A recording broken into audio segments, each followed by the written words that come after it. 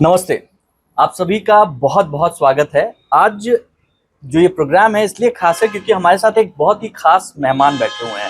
उनका तारुफ आपसे कराऊं उससे पहले मैं कुछ बताना चाहता हूं, उसको सुनिए। ये 4 लाइनें मैंने अभी लिखी हैं और ये 4 लाइनें आपसे जुड़ी हुई हैं, आपसे रिलेटेड हैं। कि क्या है कि अनजान चेहरों को हम अपना बना बैठे और आभासी दुनिया से दिल लगा बैठे। नकाब थे जिनके चेहरों पर कई, उन पर भरोसा कर अपना सब कुछ गंवा बैठे। साइबर क्राइम और साइबर क्रिमिनल्स आपको फोन के उस पार, आपके कंप्यूटर के उस पार से देख रहे हैं और लूट रहे हैं।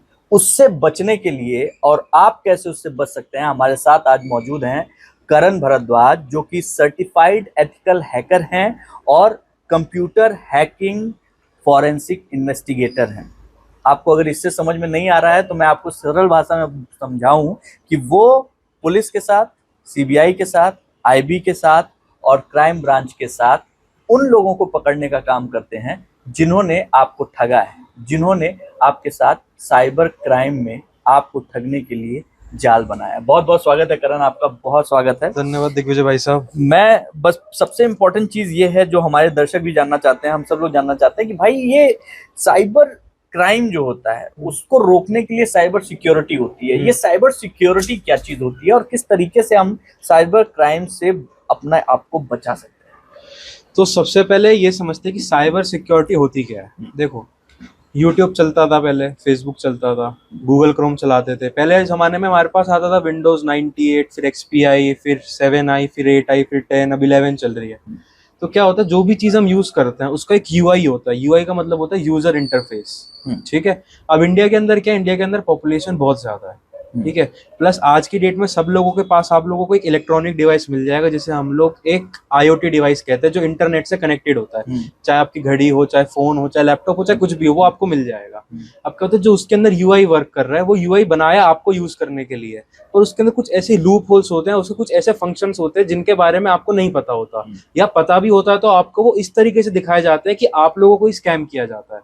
जैसे आप लोगों के पास OTP आता है, ये OTP वाला सबको पता है आज की डेट में। OTP आपके पास आया, सामने वाले ने बोला कि OTP मांगा है तो OTP नहीं देना। हमें पता है कि OTP नहीं देना, हर कोई क्या बोलता है, हमारे मम्मी पापा बोलते हैं कोई OTP मांगे नहीं देना। अब स्कैमर्स चला के एक नई एप्लीकेशन आई है, एप्लीकेशन का नाम है SMS फॉरवर्डर। स्कैमर क्या करेगा, बड़ी चालाकी से आपके फोन के अंदर आप वो एप्लीकेशन डाउनलोड करा देगा। वो एप्लीकेशन कैसे डाउनलोड कराएगा, जैसे आपके पिताजी बीमार है, आपकी माताजी बीमार है, आप उनके लिए हॉस्पिटल गए एक बेड ढूंढने के लिए। आज की डेट में सब लोग ऑनलाइन है, अपना हॉस्पिटल फोन किया कि भाई मेरे को एक बेड चाहिए। वहां पे क्या होगा, जो उनका जो हॉस्पिटल का सिस्टम है ना, हॉस्पिटल का मोस्ट ऑफ द हॉस्पिटल का सिस्टम क्या होता है, ये लोग कॉम्प्रोमाइज होता है ऑलरेडी, या हैक्ड होता है जिसे हम कहते हैं। जो भी हमारी चीजें IoT पे चलती है ना, जिनके अंदर ज्यादा सिक्योरिटी नहीं होती है, ज्यादा इंक्रिप्शन नहीं होता, वो चीजें आसानी से हैक हो जाती है। जैसे कि अगर मैं बात करूँ एक ऑनलाइन कैमरा की, जैसे हमारे इंडिया के अंदर कैमरा लगे हुए हैं, US के अंदर कैमरा लगे हुए हैं, जो गवर्नमेंट कर रही है, अगर वो डिफॉल्ट पोर्ट पे चल रहा है तो उसे कोई भी हैक कर सकता है। इसी तरीके से जो हमारा हॉस्पिटल है, हॉस्पिटल के अंदर जो डेटा होता है वो ऑलरेडी कॉम्प्रोमाइज होता है। ये लोग क्या करते हैं कि हॉस्पिटल के अंदर ही कोई एक ऐसा आदमी मिला हुआ होता है जो सारा डेटा सप्लाई करता है। आपने फोन किया कि मेरे माता पिता बीमार है, मेरे को एक बेड चाहिए, सिर्फ 30 सेकंड के अंदर आपके पास एक रिवर्स बैक कॉल आएगा, वापस कॉल आएगा। वो बोलेंगे कि आपने बेड के लिए क्वायरी थी, आप बोलोगे हाँ क्वायरी थी। बोलेगा आप एक 10 रुपए का फॉर्म भर दो। आप 10 रुपए उसको ट्रांसफर करो। 10 रुपए किसी के लिए कोई बड़ी अमाउंट नहीं है, 10 रुपए हर कोई दे देता है। 10 रुपए आपने दिए, वो आपको फॉर्म भेजेगा। फॉर्म होगा गूगल फॉर्म्स पे। गूगल फॉर्म्स का मतलब है, गूगल फॉर्म्स की एक एप्लीकेशन है, वो आपको फॉर्म्स भरने में हेल्प करती है, जैसे हम करते हैं ना, नाम, एड्रेस, ये सब। अब उस फॉर्म के अंदर क्या, जैसे आप उस फॉर्म का लिंक बनाएगा, और लिंक पे जैसे आप क्लिक करोगे, वो लिंक गूगल फॉर्म्स तक जाने से पहले ना एक दूसरी वेबसाइट से रिडायरेक्ट होगा। वो इतनी तेज रिडायरेक्ट होता है कि आपको पता भी नहीं चलता। आप बस ऊपर देखोगे ना तो वो एक URL बदलता हुआ दिखाई देगा, वो डायरेक्ट होगा। उससे क्या होगा, उससे आपकी लोकेशन, आपका IP एड्रेस और आप किस फोन पे या डिवाइस पे चला रहे हो अपना इंटरनेट, वो उसके पास चला जाएगा। लोकेशन आ गया, देखो सामने वाले स्कैमर के पास आपकी लोकेशन आ गई, वो पता चल गया हाँ भाई ये इस एरिया के अंदर है, तो यहाँ पे इसको स्कैम करना है। अब वो क्या करेगा, 10 रुपए का फॉर्म, 10 रुपए आपने उसे दे दिया, उसने आपको फॉर्म भर के दे दिया। वो बोलेगा कि सर एक काम करो, एक एप्लीकेशन आपको भेज रहा हूँ हॉस्पिटल की, वो डाउनलोड कर लो, उसको आपको बेड मिल जाएगा। ये स्कैमर्स क्या करते हैं, दिमाग नहीं होता स्कैमर्स में भी, कोई दिमाग नहीं होता। लोग क्या करते हैं, गूगल प्ले होता है, गूगल प्ले स्टोर होता है हमारा, उसमें से एप्लीकेशन डाउनलोड करते हैं, और उसका SMS फॉरवर्डर नाम है एप्लीकेशन का। SMS फॉरवर्डर का नाम बदल कर देंगे हॉस्पिटल एप्लीकेशन, या जो भी हॉस्पिटल का नाम है, यशोदा है, एम्स है, एम्स का एप्लीकेशन बना के आपको व्हाट्सएप पे सेंड कर देंगे। आप व्हाट्सएप से क्या करोगे, एप्लीकेशन इंस्टॉल करोगे। वो बोलेगा कि सर एक काम करो, मैंने आपका रजिस्ट्रेशन कराया, तो आप उस एप्लीकेशन में मेरा नंबर डाल दोगे। जैसे ही आप उस एप्लीकेशन में उस स्कैमर का नंबर डालोगे ना, आपके फोन में जितने भी SMS आते हैं, वो सारे उस स्कैमर के पास चले जाएंगे और आपको नोटिफिकेशन भी नहीं आएगा। एकदम नई चीज है, इसको ध्यान में रखिए। और ये किसी के भी साथ हो सकता है, क्योंकि ये आपको इस समय पे बताया जा रहा है जब कोई बीमार है या कुछ ऐसा है, जब आप सबसे ज्यादा परेशान होते हैं।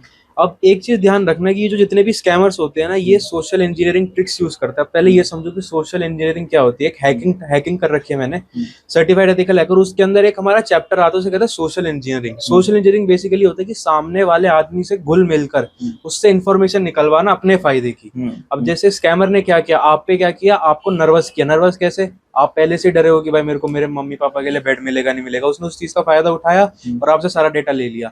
अब इसके अंदर क्या है कि स्कैमर अलग अलग तरीका यूज करता है। अब एक तरीका क्या यूज करता है, एक बहुत ही ज्यादा फेमस स्कैम चल रहा है इंस्टाग्राम पे, उसका स्कैम का नाम है look who died. Look who died को हिंदी में कहते हैं देखो कौन मर गया। Look who died. Look who died क्या होगा, आपके पास एक अनोनिमस डीएम आएगा। डीएम मतलब डायरेक्ट मैसेज आएगा, इंस्टाग्राम पे मैसेज आएगा अननोन आईडी से। उस पर लिखा आएगा, नीचे एक ऊपर लिंक होगा, नीचे लिखा होगा लुक हु डाइड। अब नॉर्मल सी बात है कि अगर मैं भी एक इंसान हूँ और मेरे अंदर थोड़ी सी भी इंटीग्रिटी है, मेरे अंदर थोड़ी सी भी भावुक हूं मैं, तो मैं देखूंगा कि भाई कौन मर गया, एक बार मैं लिंक पे क्लिक करके तो देखूं। मैंने उस लिंक पे क्लिक किया, लिंक करने से पहले तो आईपी एड्रेस, लोकेशन वगैरह वही सब चला गया, बिल्कुल चला गया। अब उसके बाद जैसे लिंक पे क्लिक करूंगा, वहां पे लिखा होगा कि आपको अगर देखना है कि कौन मर गया तो आप लॉग इन करो। वो इंस्टाग्राम का ही पेज होगा, बोलेगा to see who died log in to your Instagram. उस लॉग इन पे क्लिक करोगे, इंस्टाग्राम का नॉर्मल पेज खुल जाएगा जैसे नॉर्मल पेज होता है। अब जैसे आप उसमें अपना इंस्टाग्राम लॉग इन करोगे, आपका इंस्टाग्राम का आईडी पासवर्ड स्कैमर के पास चला गया, आपका इंस्टाग्राम तो गया ही गया, प्लस अब आपके इंस्टाग्राम जब हैक हो गया तो स्कैमर क्या करेगा, आपसे पैसे मांगेगा कि अगर आपको आपका इंस्टाग्राम वापस चाहिए तो मेरे को पैसे दो। प्लस वो क्या करेगा, आपकी इंस्टाग्राम की आईडी पे स्टोरी लगाएगा कि मैंने इस तरीके से 10,000 रुपए कमाए क्रिप्टो में इन्वेस्ट करके, 15,000 रुपए कमाए क्रिप्टो में इन्वेस्ट करके। अब क्या होगा, नॉर्मल सी एक चीज समझना, मेरा इंस्टाग्राम अकाउंट हैक हो गया, ठीक है, स्कैमर के पास मेरा आईडी पासवर्ड है, मैंने इंस्टाग्राम पे स्टोरी लग गई कि मैंने 1 मिनट में 10,000 रुपए कमाए। दिग्विजय भाई मेरे को फॉलो करते हैं, ये क्या करेंगे, सिर्फ इंस्टाग्राम पे फॉलो करते हैं, व्हाट्सएप का कोई नंबर नहीं है, कुछ नंबर नहीं है, ये मेरे को डायरेक्ट मैसेज करेंगे इंस्टाग्राम पे कि भाई कैसे कमाए, मेरे को पता, मेरे को भी कमाना है। मैं बोलूंगा सिंपल है, इस लिंक पे क्लिक करके रजिस्टर करो। इन्होंने लिंक पे क्लिक किया, रजिस्टर किया, लॉगिन किया, इंस्टाग्राम, इनका इंस्टाग्राम भी चला गया। ठीक है, लूप चलती जाएगी, चलती जाएगी। अब इन चीजों में क्या होता है, जब ये लोग किसी लड़की का इंस्टाग्राम अकाउंट हैक कर लेते हैं ना, जैसे मान लो कोई महिला है, उसका इंस्टाग्राम इन लोगों ने कॉम्प्रोमाइज कर लिया, लोग क्या करते हैं, उस पे ना फिर लोगों को वीडियोस भेजते हैं, न्यूडिटी की वीडियोस भेजते हैं कि आप मेरे को 500 रुपए में 1 घंटा, ऐसे करके बहुत ज्यादा, इसको ओएफ कहते हैं, ओनली फैंस पेज कहते हैं, आजकल बहुत ज्यादा चल रहा है, बाहर चल रहा है, इंडिया में अब आना शुरू हो गया है। क्योंकि इंडिया में क्या है कि इंडिया में पहले लीगल नहीं थी, अब लीगल है ये सब चीजें, पर ये चीजें क्या है, ये इलीगल तरीके में हो रही है। मान लो कोई महिला है, उन्हें पता भी नहीं, उनके नाम का एक न्यूडिटी पेज चल रहा है। एग्जैक्टली। कितनी मतलब ये समझो कि कितनी ज्यादा शर्मनाक बात है किसी के लिए भी। एक तो क्या उनकी इज्जत भी गई, इंस्टाग्राम पेज भी गया, और वहां पे किसी को डिक्लेयर नहीं कर सकते ये मैंने नहीं किया, क्यों, इंस्टाग्राम पेज तो आपका, ये किस को बताओगे हैक किया। अब एक नॉर्मल चीज समझना, मेरे इंस्टाग्राम पे मान लो 10,000 फॉलोअर्स हैं, व्हाट्सएप के कॉन्टैक्ट तो 1,000 ही है ना, मैं उन 10,000 लोगों को कैसे बताऊं कि भाई मेरा इंस्टाग्राम है, उस पर मत देखो, जो भी तुम देख रहे हो उससे इन्फ्लुएंस मत हो, कैसे बता पाऊंगा, बता ही नहीं सकता। इस चीज का ये लोग फायदा उठाते हैं। मान लो 1,000 लोगों को मैंने बोल भी दिया कि भाई मेरा इंस्टाग्राम हैक हो गया, उसके कोई भी कॉन्टैक्ट वगैरह मत रखना, पर उन 9,000 लोगों को कैसे समझाओगे जो ऑलरेडी इन्फ्लुएंस हो चुके हैं वो स्टोरी देख के। वो चीज बहुत बड़ी है। अब मान लो कि आपका इंस्टाग्राम ऐसे हैक हो जाता है, एक चीज याद रख लो दोस्तों, बहुत ही ज्यादा आसान है। आपका मान लो इंस्टाग्राम हैक हो गया, आप कुछ नहीं करना, आपको साइबर क्राइम के पास जाओगे, उनको भी 2 से 3 दिन लगता है वो अकाउंट बंद करने या रिकवर कराने में। आपको क्या करना है, गूगल ब्राउजर पे जाना, अपने गूगल क्रोम होता है उस पे जाकर सर्च करना इंस्टाग्राम इम्पोस्टर, IMPOSTER। उस पर आपको पहला लिंक मिलेगा इम्पर्सनेशन अकाउंट्स का, इंस्टाग्राम के बनाया हुआ है। उसमें जब आप क्लिक करोगे ना, आपको एक ऑप्शन आएगा फिल दिस फॉर्म का, पहले वाले ऑप्शन पे क्लिक करने के बाद आपको ऑप्शन आएगा फिल दिस फॉर्म का। उस फॉर्म को आप भरिए, अपने इंस्टाग्राम का यूआरएल का लिंक दीजिए जो आपका हैक हुआ है, दूसरी आईडी ले ले, लिंक उठा लीजिए। क्योंकि क्या है कि फिल दिस फॉर्म करना जरूरी इसलिए है क्योंकि आपका इंस्टाग्राम अकाउंट है गया तो लॉगिन तो कर नहीं सकते आप रिपोर्ट करने के लिए। अब जब मेरा इंस्टाग्राम अकाउंट है तो मैं लॉगिन तो कर नहीं पाऊंगा रिपोर्ट करने के लिए, ज्यादा क्या करूंगा, अपने दोस्त से रिपोर्ट करा लूंगा। बिल्कुल ठीक है। इस केस में क्या करना है, इंस्टाग्राम भी नहीं समझ पाता कि ये सच बोल रहा है झूठ बोल रहा है, कुछ नहीं करो, इंस्टाग्राम इम्पोस्टर पे जाओ, फिल दिस फॉर्म करो, वो आपका एक आईडी मांगेगा, आधार कार्ड या ड्राइविंग लाइसेंस हो जिसपे आपकी लेटेस्ट फोटो हो ना, जिससे इंस्टाग्राम मैच कर सके हाँ भाई ये वही बंदा है, वो उसको अपलोड करो। मात्र 30 सेकंड के अंदर आपका इंस्टाग्राम अकाउंट बंद हो जाएगा और फिर आप ट्विटर पे ट्वीट करोगे तो रिकवर भी हो सकता है।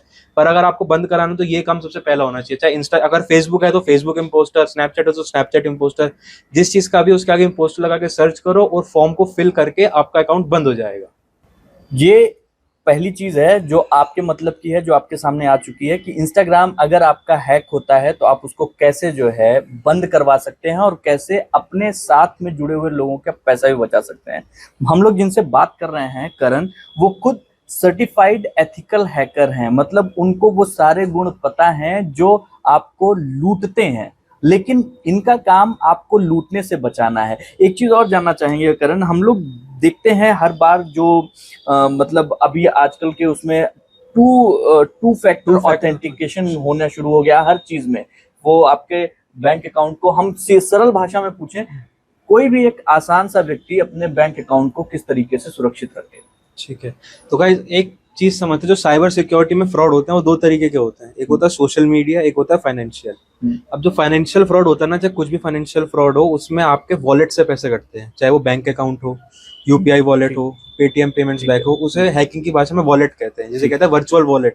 उसमें पैसे होते हैं, वो आपके कटेंगे। ठीक है। अब एक चीज समझना, जैसे मान लो मेरे पास डेबिट कार्ड है, क्रेडिट कार्ड है, कुछ भी है। अब जो मेरे पास डेबिट कार्ड है, मैं कहीं पे ट्रांजैक्शन करने जाऊंगा तो वहां पे ओटीपी आएगा कि मेरे फोन में ओटीपी है। लेकिन अभी मैंने आपको थोड़ी देर पहले एक ऐसा तरीका बताया कि स्कैमर्स के पास ओटीपी पहुंच जाता है। अब हम ऐसा क्या करें कि भाई कोई आदमी हमारे अकाउंट में से पैसा निकाल ही ना पाए। बिल्कुल ठीक अब है। मैं एक चीज बताता हूँ, मेरे पास क्रेडिट कार्ड है, मैं डेबिट कार्ड यूज नहीं करता क्योंकि मंथली लिमिट ट्रांजैक्शन बहुत ज्यादा होता है। मैं क्रेडिट कार्ड यूज करता हूँ। अब क्रेडिट कार्ड आप क्या करना, अगर आप लोग क्रेडिट कार्ड या डेबिट कार्ड कुछ भी यूज करते हो, जैसे मान लो मैं कैनरा बैंक का यूज करता हूँ क्रेडिट या डेबिट कार्ड, और डीबीएस बैंक का मेरा क्रेडिट कार्ड है। तो जैसे आपका कैनरा बैंक है, कैनरा बैंक का एप्लीकेशन आता है, कैनरा एआई एप्लीकेशन आता है, जो भी आपका बैंक अकाउंट है उसका ही आपको एप्लीकेशन प्ले स्टोर या एप्पल है तो ऐप स्टोर पे मिल जाएगा। उससे आप डाउनलोड करो और अपना डेबिट कार्ड से लॉगिन कर लो, जो रजिस्टर्ड फोन नंबर होता है उससे लॉगिन हो जाता है। लॉगिन करने के बाद आपको आपके एप्लीकेशन के अंदर ना एक ऑप्शन मिलेगा कार्ड्स का, योर कार्ड्स। उस कार्ड्स में आपके डेबिट कार्ड और क्रेडिट कार्ड दोनों दिखा देगा। बिल्कुल ठीक है। अब जैसे मैं डेबिट कार्ड ऑन कर रहा हूँ, पहले डेबिट कार्ड का समझते हैं। डेबिट कार्ड के अंदर क्या, डेबिट कार्ड के अंदर ओटीपी आता है। ठीक है। तो एक छोटी सी चलो एक लेयर ऑफ प्रोटेक्शन है कि वहां भाई ओटीपी आएगा तो पैसे नहीं कटेंगे, बच जाएगा। लेकिन एक चीज ध्यान रखना, जिन लोगों का वीजा का डेबिट कार्ड होता है ना, जो इंटरनेशनल पेमेंट वाला होता है, अगर मैं यहाँ पे इंडिया में बैठ के वीपीएन लगाऊं यूएस का और वहां से आपका डेबिट कार्ड स्वाइप करूं, आपके पास ओटीपी नहीं आएगा, डायरेक्ट पैसे कट जाएंगे, वो भी 1 लाख रुपए तक। बताता हूँ क्यों।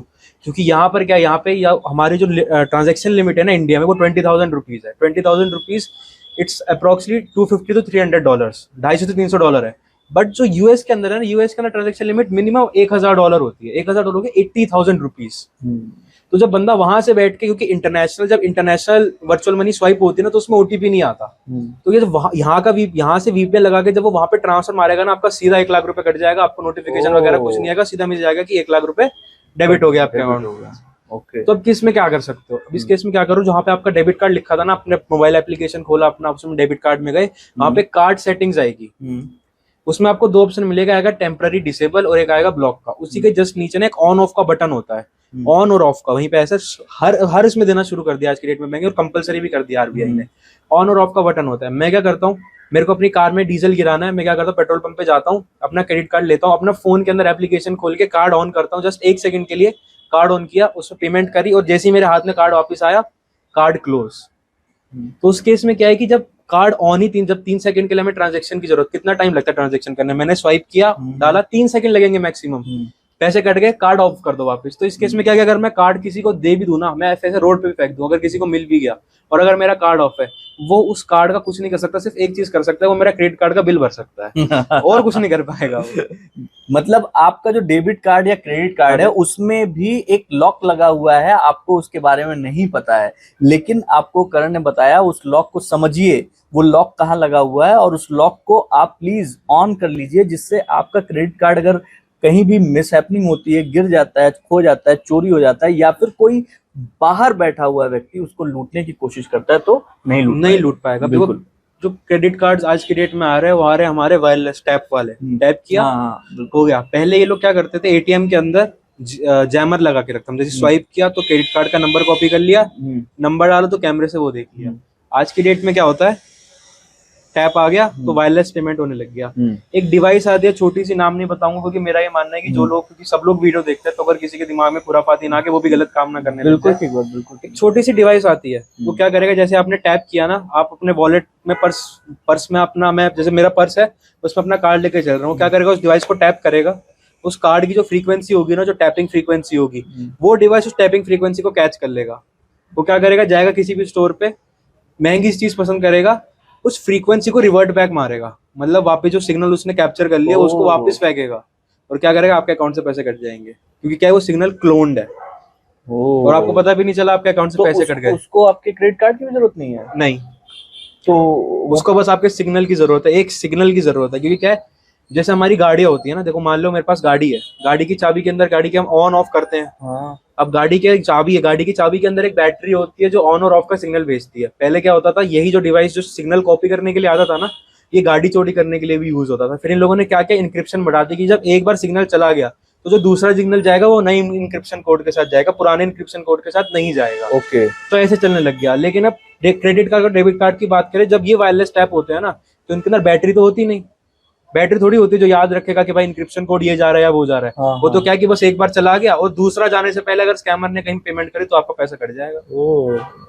तो ये चीज से बचने का एक ही तरीका है, आपका जो भी बैंक अकाउंट है उस बैंक अकाउंट की एप्लीकेशन को डाउनलोड करो, जो भी डेबिट कार्ड या क्रेडिट कार्ड जो भी है उनको ऑफ करके रखो, जब पेमेंट करनी हो तभी ऑन करो। उसमें सारे ऑप्शन मिलेंगे ऑफ करने के लिए, वायरलेस को ऑफ करना है, इंडिया को ऑफ करना है, डोमेस्टिक को ऑफ करना है, इंटरनेशनल को ऑफ करना है, सारे ऑप्शन मिलेंगे। उसको ऑफ करके रखो, जिससे पेमेंट करनी है उसको ऑन करो, पेमेंट करके वापस ऑफ कर दो, सिंपल तरीका है।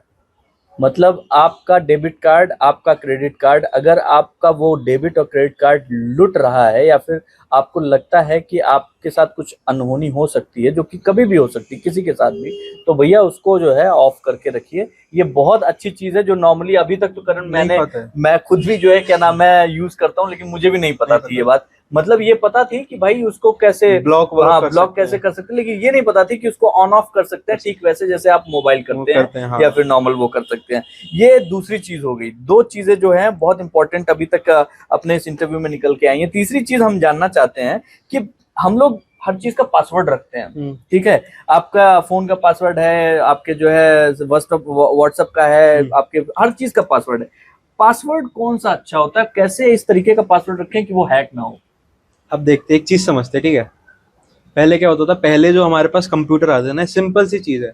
अब मान लो 1000 0 से लेके 999 which is equal to 3 digits का हो गया, 4 डिजिट्स का माना है तो 0 से लेके 9999 इज इक्वल टू 10,000 डिजिट्स का हो गया। मतलब एक 10,000 डिजिट्स का अगर मान लो पासवर्ड है, तो 10,000 जिसके अंदर कौन कौन सी कॉम्बिनेशन आ सकती है, 100000001111555 जो बेसिकली जो हम अपने फोन पे रखते हैं, तो वो कितने कॉम्बिनेशन का होता है, मतलब उसमें 10,000 कॉम्बिनेशन होते हैं। पहले के जमाने के जो कंप्यूटर आते थे उनके अंदर क्या होता था, ब्रूट फोर्स होता है। हैकिंग के अंदर एक टर्म होती है, कहते हैं ब्रूट फोर्स। ब्रूट फोर्स का मतलब ये है कि अगर मैं फिजिकली ट्राई करूँ, तो जैसे मान लो एक 10,000 पैटर्न है, तो 10,000 में से एक तो सही होगा, बिल्कुल ठीक है, तो मैं एक एक करके 10,000 ट्राई कर लेता हूँ। फिर क्या होगा, इंक्रिप्शन इंक्रीज होगी, भाई 5 बार अगर ट्राई कर लिया उसके बाद फोन लॉक हो जाएगा। अभी हैकर्स क्या करते हैं, जब आपका फोन है ना, आपके फोन के अंदर जब आप कोई गलत पासवर्ड डालते हो, उसका एक हैश वैल्यू क्रिएट होता है। हैश वैल्यू क्या होता है, जैसे मेरा पासवर्ड 1000 है ना, उसका एक हैश वैल्यू बनेगा जो 64 कैरेक्टर्स का होगा। MD5 और SHA-1 में बनता है, वो दोनों में बनता है। तो मान लो SHA-1 में बना, SHA-1 में 64 कैरेक्टर्स का एक हैश वैल्यू बना। वो हैश वैल्यू ऐसा होता है कि उसको आप रिवर्स इंजीनियरिंग कर सकते हैं। जैसे अगर मैं आप किसी को हैश वैल्यू दे दूं ना, तो वो उस हैश वैल्यू से ये नहीं पता लगा पाएगा कि भाई उसका डिजिट क्या है। ओके। पर वो ये जरूर पता पाएगा कि अगर ये हैश वैल्यू और ये हैश वैल्यू सेम है, जैसे मान लो मैंने 100 बनाया और ये हैश वैल्यू उसका है, और मैं ब्रूट फोर्स करता जा रहा हूँ। अब मैंने 100 का हैश वैल्यू बनाया, फिर 1111 का हैश वैल्यू बनाया, मैं दोनों को ये तो क्रॉस चेक वेरीफाई तो कर सकता हूँ, पर मैं उसको रिवर्स इंजीनियरिंग नहीं कर सकता। ये लोग क्या करते हैं, हैश वैल्यू को लेके रख लेते हैं अपने पास और चले जाएंगे। आपका फोन लिया, हैश वैल्यू लेके रख ली, अब घर जाएंगे, उस हैश वैल्यू को ब्रूट फोर्स मारेंगे। कैसे, पहले 000 का हैश वैल्यू निकाला, उसको देखा सेम है नहीं है, फिर 0001 का हैश वैल्यू निकाला, देखा सेम नहीं है। ऐसे करते करते करते करते जाते हैं। पहले क्या था, पहले मैनुअली करना पड़ता था एक एक करने के लिए, अब क्या हैकिंग टूल्स आ जाते हैं। आज की डेट में आप लोगों को पता है कि पहले आता था i1, i3, i5, आज की डेट में i9, 11 जनरेशन चल रहा है। वो जो सबसे अच्छी हैकिंग होती है वो एप्पल पे होती है, बताने की जरूरत नहीं है। उसमें फास्टेस्ट प्रोसेसर आता है। आपने डाला, वो सीधा ब्रूट फोर्स मारेगा। अगर आपका 10,000 डिजिट्स का है ना, मतलब 10,000 पॉसिबल कॉम्बिनेशंस है, तो मात्र 3 सेकंड के अंदर अनलॉक करके बता देगा कि भाई ये कॉम्बिनेशन है, आपके फोन का अनलॉक कर लो। भाई साहब, अगर आपका 8 डिजिट्स का है, जैसे हम जीमेल पे आता है ना, बोलता है ना कि मिनिमम 8 कैरेक्टर्स चाहिए करने के लिए, जिसके अंदर एक अपर केस, एक लोअर केस और एक स्पेशल कैरेक्टर होना चाहिए। तो ज्यादातर लोग क्या करते हैं, पासवर्ड @123 पी कैपिटल हो गया तो ऊपर भी हो गया, लोअर भी हो गया, स्पेशल कैरेक्टर भी हो गया, न्यूमेरिकल भी हो गया। अब एक चीज समझना, अब ये तो बहुत सिंपल पासवर्ड हो गया, पासवर्ड 123। अब एक चीज बताता हूँ, अगर आपका 8 डिजिट का कैरेक्टर है, अभी भी घर पे जाके चेक करना या अपने माइंड में चेक करना, अगर आपका 8 डिजिट का कैरेक्टर है और अगर मेरे को आपका जीमेल अकाउंट या इंस्टाग्राम अकाउंट हैक करना हो, सिर्फ 3 दिन के अंदर हैक हो जाएगा। क्यों? 8 डिजिट्स के पासवर्ड को का हैश को क्रैक करने के लिए सिर्फ 2 से 3 दिन लगते हैं। 2 से 3 दिन तक ब्रूट फोर्सिंग चलेगी, आपका पासवर्ड क्रैक हो जाएगा, चाहे कुछ भी हो, आपने कुछ भी बना रखा हो।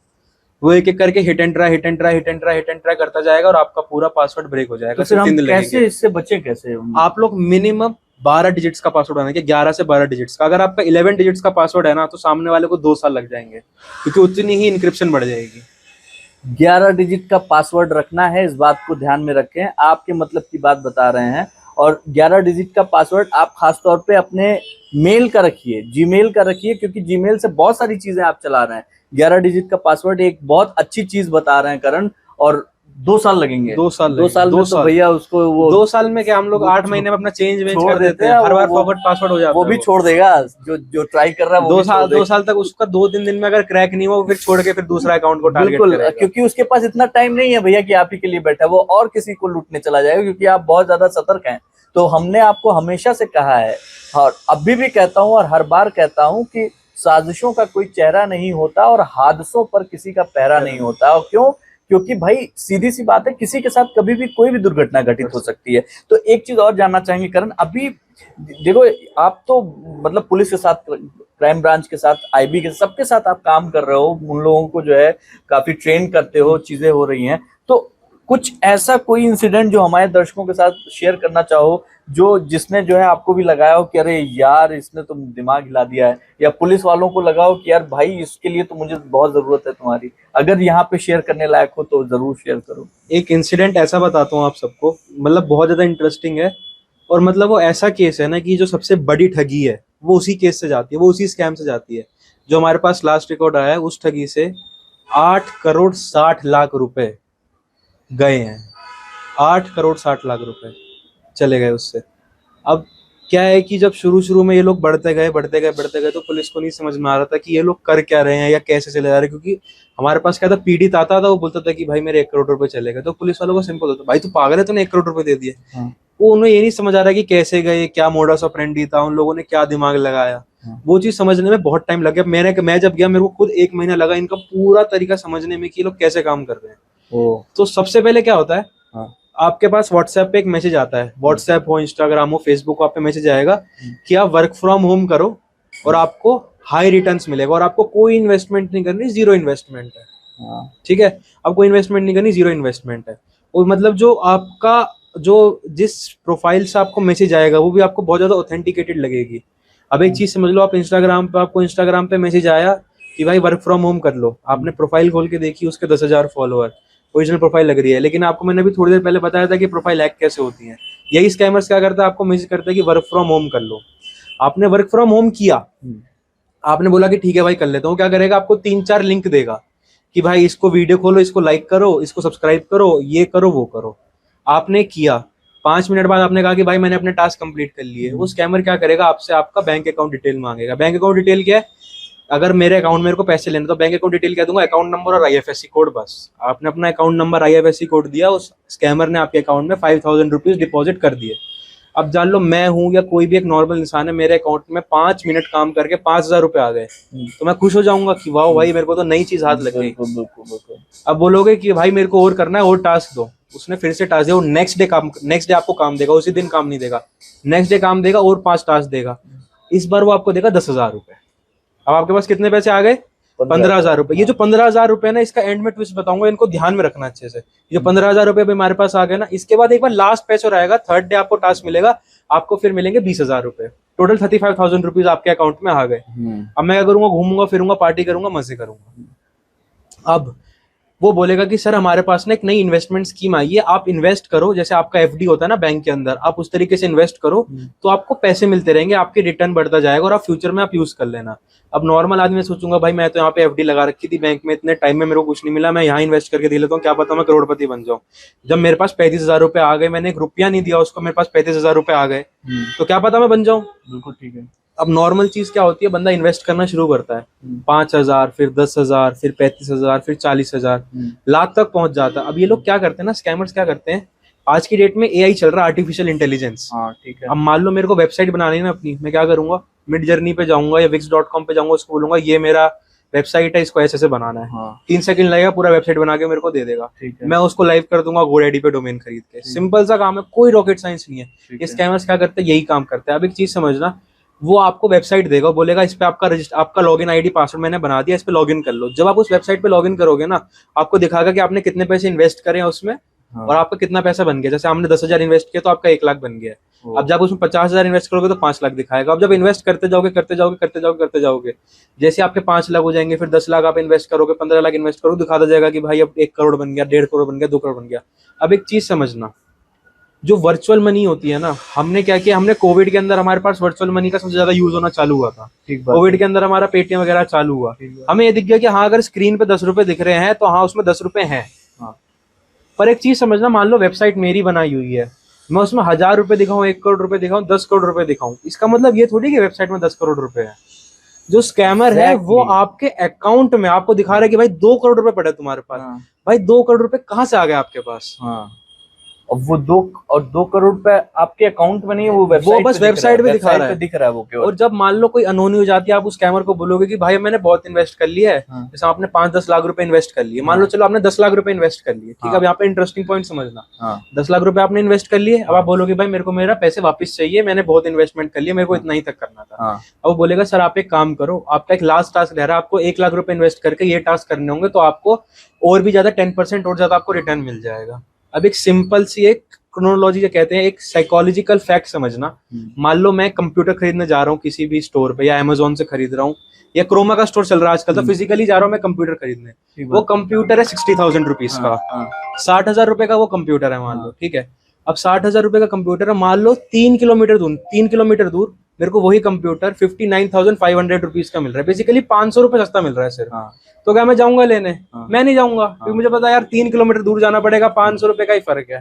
ठीक है। पर अब मान लो यही एक पेन ड्राइव है 16 GB की, वो मेरे को उसी स्टोर पे मिल रही है 1,000 रुपए की, और मेरे को 3 किलोमीटर दूर रही है 500 रुपए की। मैं जाऊंगा जरूर लेने।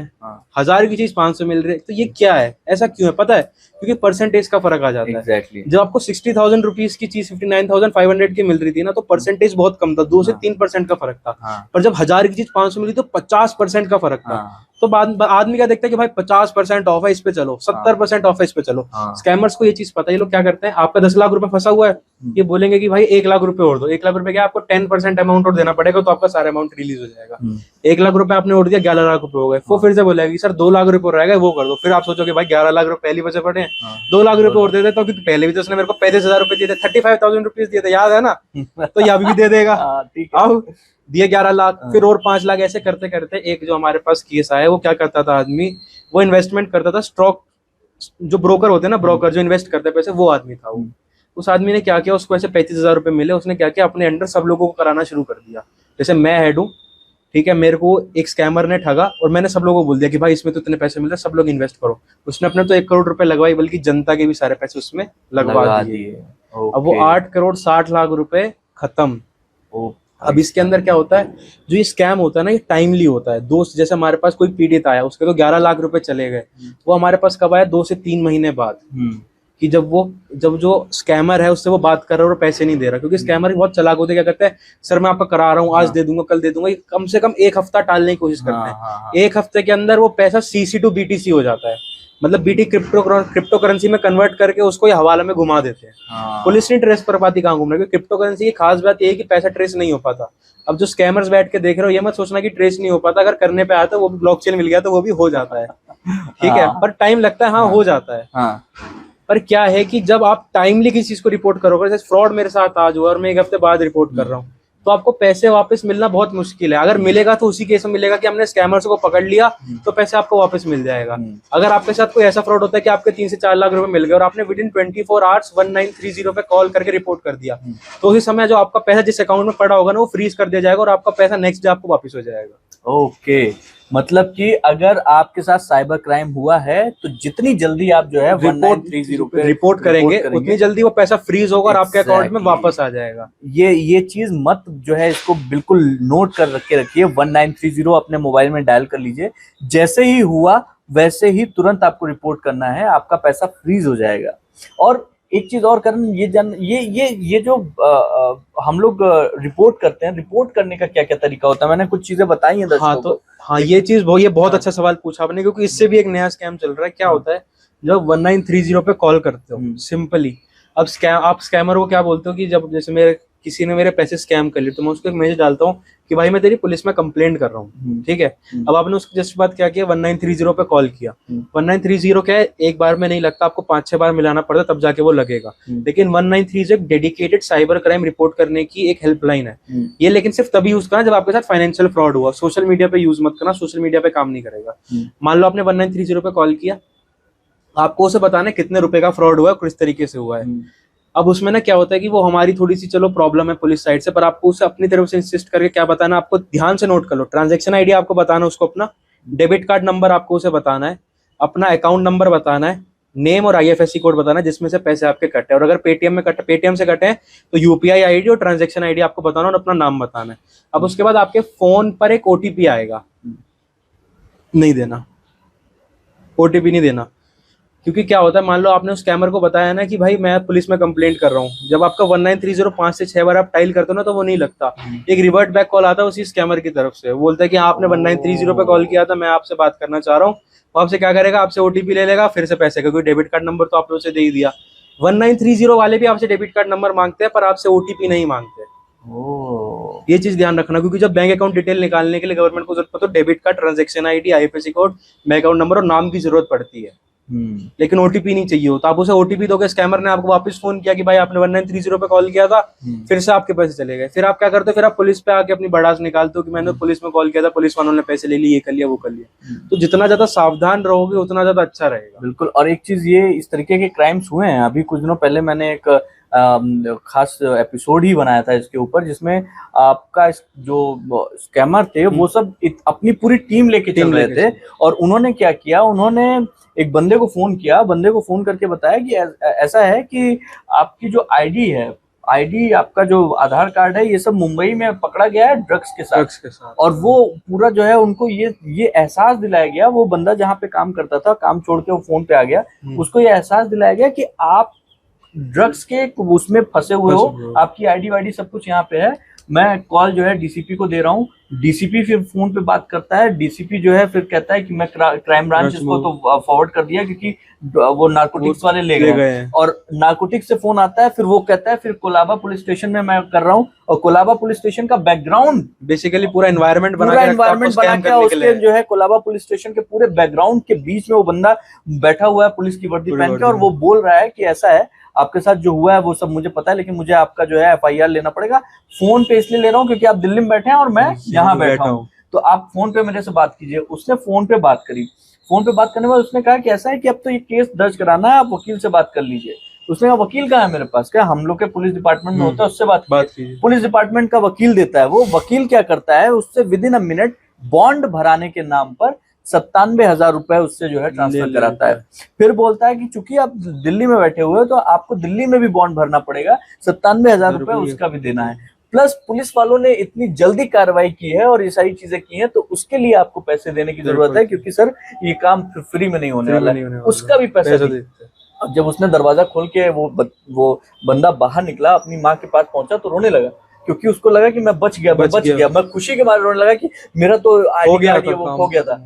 फिर उसको 2 दिन बाद पता चला कि उसके साथ ये इतना बड़ा फ्रॉड हुआ। तो ये चीजें जो है वो किसी के भी साथ हो सकती हैं, तो जरूरी है आप अपने आंख, नाक, कान और दिमाग खुले रखिए। आप फोन पे जब भी बात करें तो इस बात का ध्यान रखें कि फोन के उस पार बैठा हुआ शख्स जरूरी नहीं है कि वो वही शख्स हो जो आपको बता रहा है। और हम इस इंटरव्यू को हम आगे और भी लेके जाएंगे। अगली बार कुछ और ऐसे सवालों पे करण के साथ बात करेंगे जो आपके लिए बहुत जरूरी है। लेकिन आज के लिए बस इतना ही। सतर्क रहिए, सुरक्षित रहिए। बहुत बहुत शुक्रिया। जय हिंद।